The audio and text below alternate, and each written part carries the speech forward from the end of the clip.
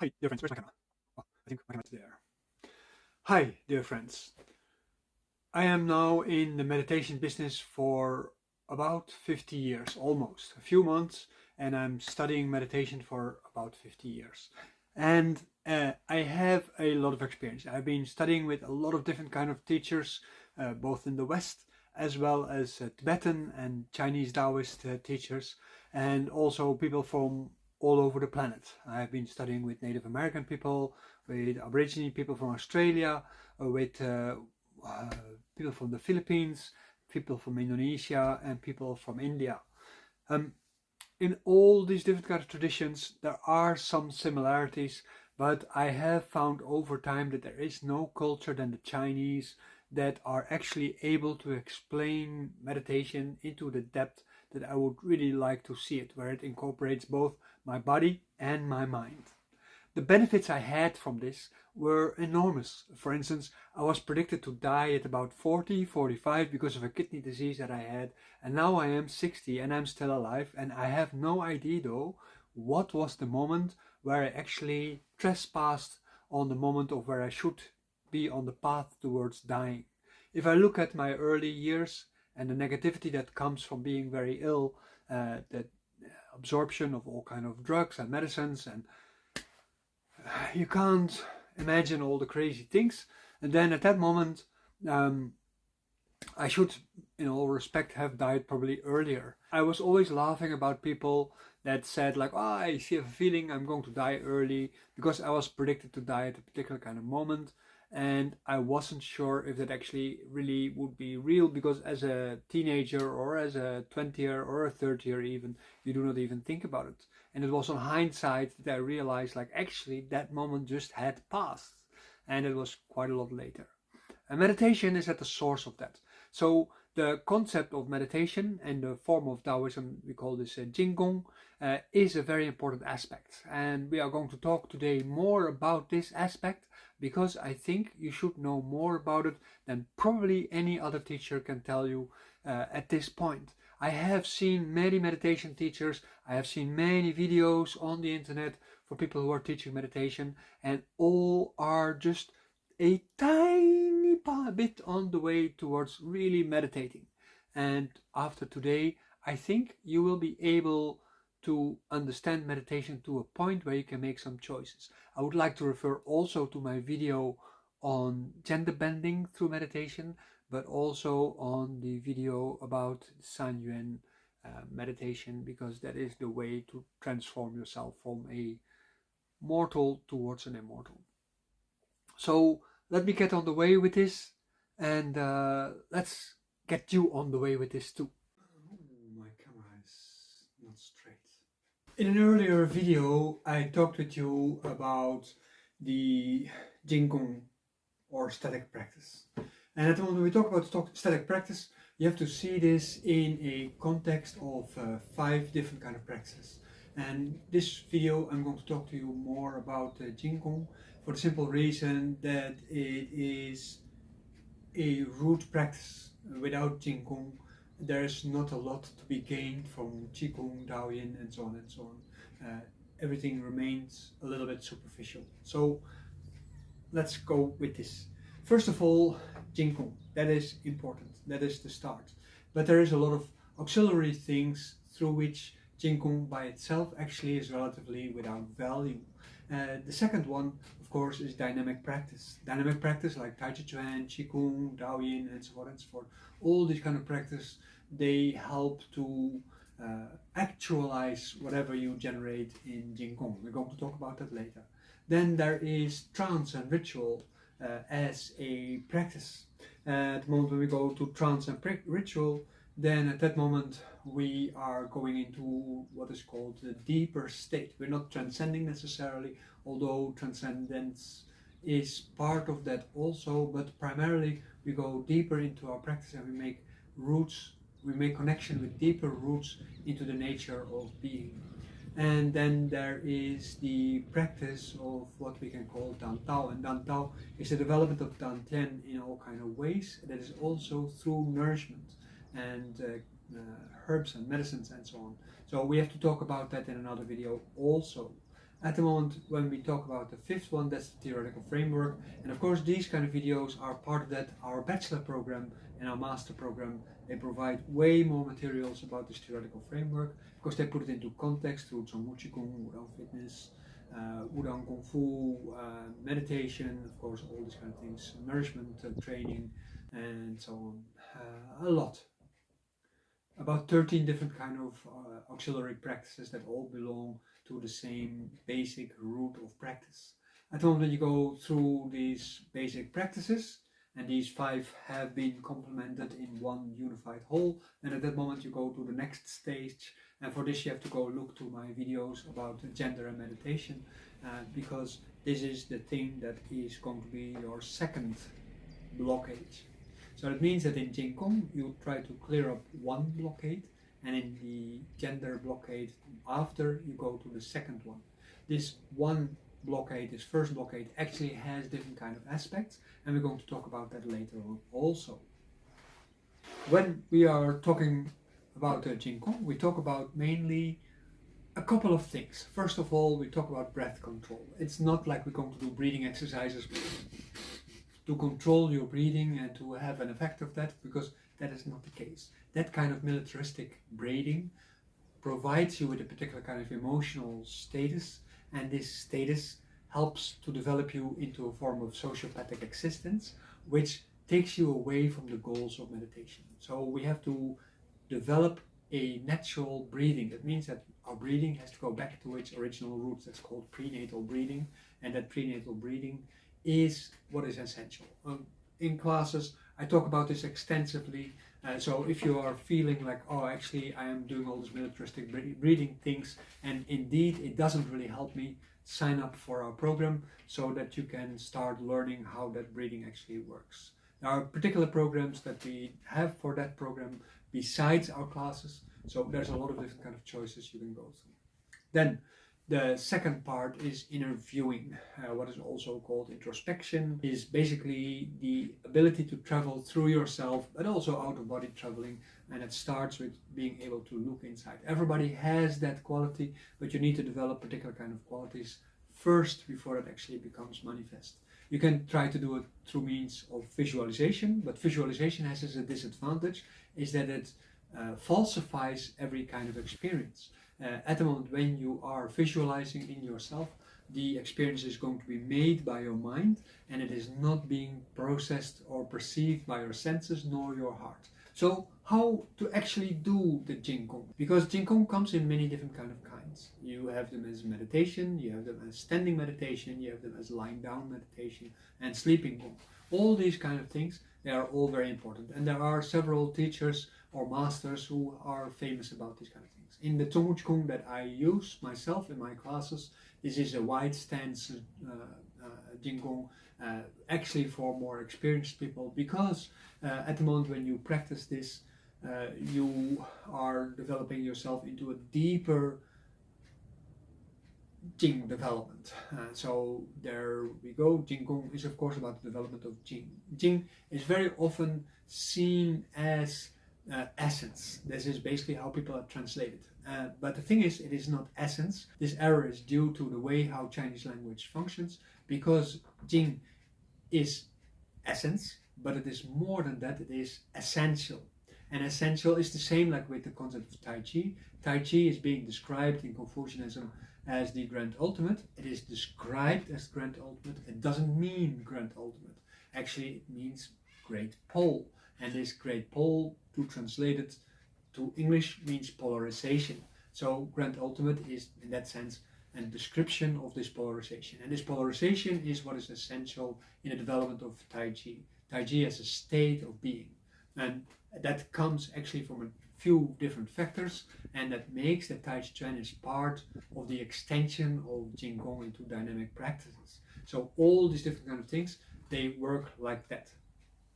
At the moment when we are doing sleeping gong or meditation in lying position or sleeping position, in all these cases we are actually developing particular kind of qualities of our mind, in the sense of developing the kind of awareness by replenishing our yuanqi. Our yuanqi, in that sense, is one of the main driving goals from our practice. That means that the yuanqi allows us to develop yuanjing, and that is found in utter stillness inside ourselves. And also the yuansheng, and the yuansheng in that sense is our prenatal awareness of the universe as a whole, and that is something that really takes time to develop. That can take many, many years if the jinggong is not being completed properly. So when we are doing standing gong or sitting gong in the form of a dantian meditation, that is all really very great. They all have the same purpose, namely the development of posture, and posture in that sense is what the jinggong is for, and it means that in the process of developing posture you create a particular kind of form awareness. This is the xing, and this xing is based on the manifestation of the what normally is called earth qi. Our body is seen as an extension of the earth, so by finding that stillness we become like the earth and we start manifesting what is called mist inside ourselves, fog, like the mornings in the mountains. That fog manifests in itself as eventually as form. These are two words for xing actually, and at the moment when it manifests as form, then the jing can flourish and the qi can develop properly. For this purpose we have to unscatter the body, and we have to unscatter the mind. So this is one of the core purposes of jinggong. At the moment when we are busy with this jinggong practice, our mind and our body both need to be unscattered, and that's the purpose of practice. So whether you meditate, or whether you, like in Zen meditation, or whether you meditate in dantian meditation as we do in our 100-day challenge, or if you are doing standing form, in all these cases you are trying to develop an unscattering of your mind and your body, and you go through different stages with that. So let's first start with the stages of the mind. At the moment when we talk about the mind, we are talking about the fact that when we are born we actually have a natural mind, but then we get into this terror of being born, and throughout our life we develop all kind of emotions. And I have to refer here to the Huangdi Jing. The Huangdi Jing actually explains something about the qi and the regulation of qi, and the regulation of qi in theater is being used by regulating the qi for a particular kind of purpose, and also in Tai Chi manifestation you can also develop that in a particular kind of way. But on the level of health and the development of regeneration of qi, what is one of the purposes of what we want to do, then at that moment actually the qi is not good when it comes from these stages. At the moment when we are angry, that means that at that moment the qi goes up, then the yang becomes very dominant, and as a result of that we create fire. And at the moment when we are very happy, then this actually slows down the qi, so then we become a little bit numb, so to say, and we feel very good but we don't make any progress. So within the context of jinggong, happiness is not seen as a solution, and you have to understand that what happens to many people at the moment when they're doing jinggong and they see actually qi being generated, or they see inside their body, or they are starting to focus on the natural process of their breath, and they start noticing this natural feeling of their breath, and at that moment they have a spark of happiness, like, oh, I got it. But then at that moment it actually gets lost, because then everything slows down and eventually stops. So this kind of distraction happens also when you become angry because of your frustration and so on. At the moment when we go further with that, for instance when we are sad or we have grief, then the qi is actually dispersing itself, it is dissipating, and it is becoming less. And at the moment when we have fear, it actually comes down. So at the moment when we are frightened, the qi comes down.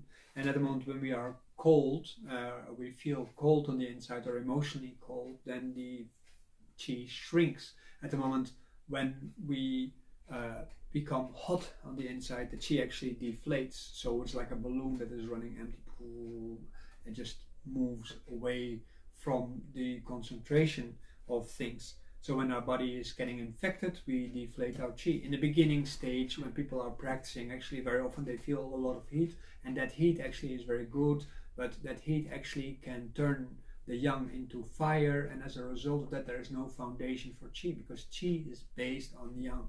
If the yang becomes less because it's deflating because of turning into fire, then the qi also deflates. It's a very natural process.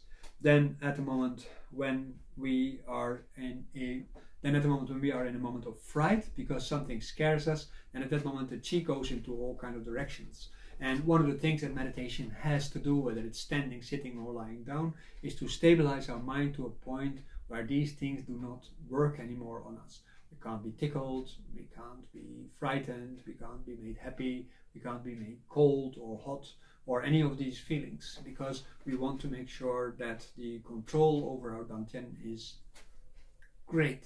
That doesn't mean that we don't take our responsibilities in life, because we do, but the feelings in that sense are being controlled. Inwardly we can still feel these feelings, but we do not let them bloom as a result of that actually undo all the work that we are having.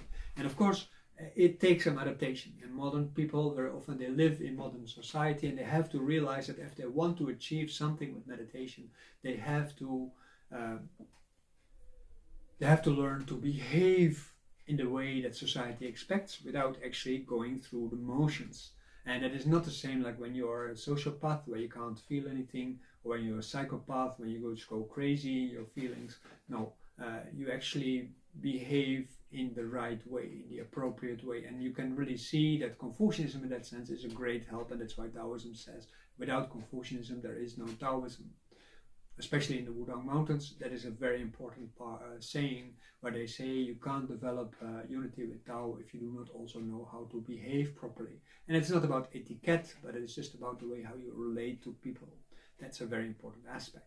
The next thing that is very important is that for most people, when they begin to meditate, their mind actually is scattered. Like I already mentioned in the beginning, people are confused and people go through all kinds of states and they have all kinds of desires. And it's not just that the qi as a result that is moving in all kinds of directions, but their mind, their thinking, their perceptions, they are colored because of that too. Your eyes, your ears, your tastes, they all have particular kind of preferences, and you have to learn to neutralize that. So that's also why we have a food module, because this food module makes you see food for what it actually really is, and how you actually can take lessons from your food, and how you can therefore improve yourself through your food. And fasting is exactly the same in that sense, because fasting does not exist without, for instance, a particular kind of medications that you need to take to make sure that you can fast for a long time. And in a similar kind of fashion, the right kind of nourishment helps you to develop the right kind of results from your practices. So practice cannot do without proper nourishment. If you are practicing, if you eat bad food, then at that moment you undo your food, because your mind, your mental state, your emotional state, your thinking and the fragmentation of your mind keeps happening. So as a result of that, all your practices maybe give you good feelings, but they do not develop the qi on the inside in the dantian. Of course, the feelings, they actually fill your heart. That is why we often say in Taoism, you have to empty your heart. For a lot of purposes, in many religious sects and in many political feelings, they try to fill your heart with patriotism, with hate against foreigners, or with love for foreigners, or anything else like that. But all these kind of things, they should keep you indifferent. Because at the moment when you are attracted to these kind of feelings, you are put into these kind of feelings, you cannot make any spiritual progress. You cannot make progress as a human being, because you get stuck in a particular kind of habit of bad feelings. And at the moment when that happens, meditation actually is in vain. You can't meditate and regenerate your qi and at the same time have strong feelings about all kinds of things, because the whole point of meditation is to undo these feelings so that you can go work on a deeper level of your existence and actually correct yourself in the things that is very important. When you get the right kind of attention and the right kind of motivations through the learning process, of course you will get past that point, and you will unlearn particular kind of habits like eating meat, or like drinking beer or drinking wine. You don't need these kind of things. All your habits, they can become undone as a result of that. Then in the physical training itself, there are also going to be all kind of aberrations. Like many people, when they are training, they feel like spontaneous movements coming up, which is called automatic movement in Taoism. And at the moment, when you look at these kind of movements, as a result of that, body starts shaking, starts vibrating, starts getting hot, starts getting cold, starts going through all these different kind of manifestations of yang, transforming into something where the chi goes up, go down, go left, go right, go inside, go deflate, and so on and so on. But mostly as a result of that, your body remains unwhole. So that means that the jing is not going to be developed. So whether you're standing, whether you're sitting, these things can happen to you. There is a percentage of people where it never happens to. If you are calm in your mind, if you are calm in your mind, then most likely also you'll become calm in your body. But a lot of people, they do not have that. They have this fragmentary thing. And it doesn't mean that it can't go away. It just takes effort to let go, and sink into that. In effect, there is practice and there is study for the purpose of ritual and trance and so on, where these kind of movements can be used. But by experimenting with this by yourself, the chances are that you can get, like many people happen to have gone through meditation, they can go into a psychosis, or they can go into being possessed, or whatever you want to call it. They go basically haywire. A lot of people say they are practicing Kundalini, but they get confused, they get more confused. So Kundalini, within the Chinese medicine perspective, is just a yangqi. And at the moment when this yangqi is turning into fire, it will rise up. So that means that Kundalini is the rising fire in that sense, very easily, and that can actually fry your brains. So what we want to do is we want to go through a cycling process. Everything has its opposite polarization. That's why we call it Tai Chi. And this polarization, we want to make sure that every time it returns back to its origin. We want everything to return to its origin so that it actually can contribute to the increase of the chi in your body, and as a result that contribute to the solidity of your existence. So there we are, basically now coming to the end of this story. To help you actually in this process, there is a Daoist mantra, and this mantra goes something like this: Bia Wang, Bia Bang, Bia Yi, Bia Pa. This means, in essence, do not forget, do not help it, do not doubt, and do not have fears. And when you go through this, you can best say this mantra in your own language, because at the moment when you say it in your own language, it is more clear about what you're saying. Otherwise, it's just a bunch of sounds, like as if the priest is talking Latin to you and you have no idea what they're talking about. When a Daoist ritual is all in Chinese, you have no idea what it is all about.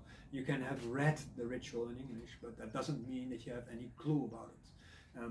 This is one of the reasons why in the West we had a lot of religious revolutions, to help people to learn about their religion in their own language, which also made that a lot of people became less religious, because they didn't see the point of learning particular kind of things, because there wasn't seemingly a point. But the nice thing about Taoism, especially rituals, is that there are meditations and you need particular kind of qualities. When you look at Taoism, you see some similarities with Buddhism. Like for instance, at the moment when you are getting into the shaking stage of your body, where your body is resisting change and trying to develop the jing, then at that moment you can, if you allow it, as you allow your body to gradually become possessed, or you allow yourself to be in contact with all kind of what in Taoism is called demons, ghosts, spirits, and so on and so on. And many of those, they do not have the best in mind with you. So this is why we want to avoid getting possessed by that. There are a lot of things in relationship to Hunpo practice about this. I can talk about it another time. I have made videos about this topic where I mentioned these kind of things already.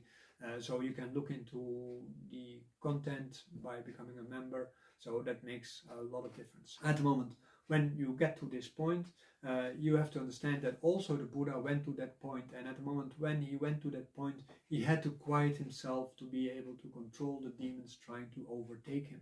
And anybody going through these kind of practices and wanting to use them for the purpose of self-development will go through that practice. So if you are not stable enough, you will definitely not manage to get through. And this is the reason why many people go crazy when they go into that direction, and that's why you need somebody to help you with that.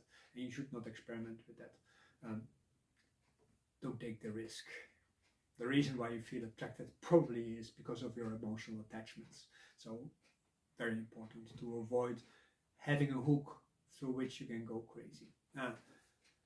So there you go. Meditation is basically to unhook you from your attachments, and as a result of that, being able to view the world as it is, and then from there view yourself also as you are, and as a result that build on that to get to that new stage of immortality.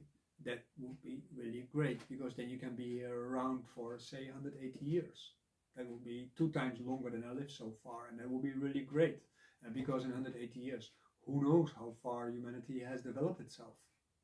Maybe physical immortality through machines is possible, but then of course if you are stupid like everybody else and you are immortal, then you are immortally stupid. That is not very smart too.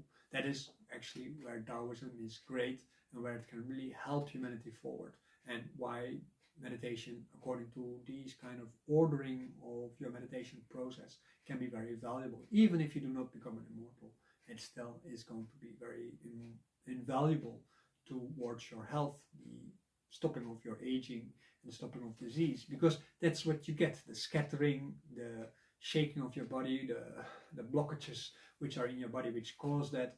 These all cause your aging and your diseases, and who wants to live like that? Nobody. So exercise,